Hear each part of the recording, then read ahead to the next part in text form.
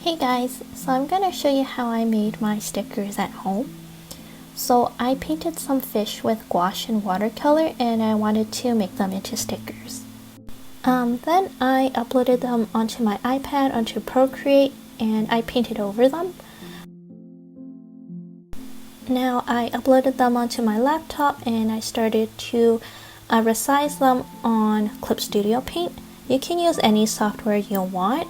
I'm just trying to fit my stickers onto an 8.5 by 11 piece of paper, which is the size of the sticker paper I'll be using.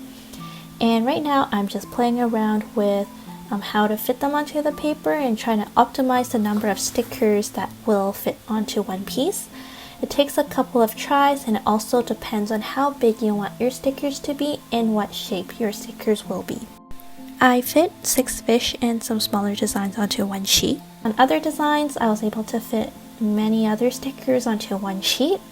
As I said before, it really depends on how big you want them to be and what shape your stickers are.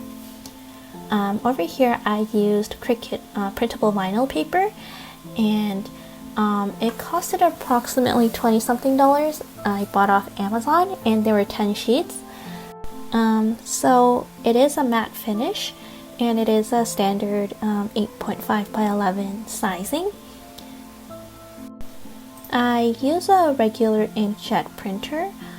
This one is a HP something, I don't remember.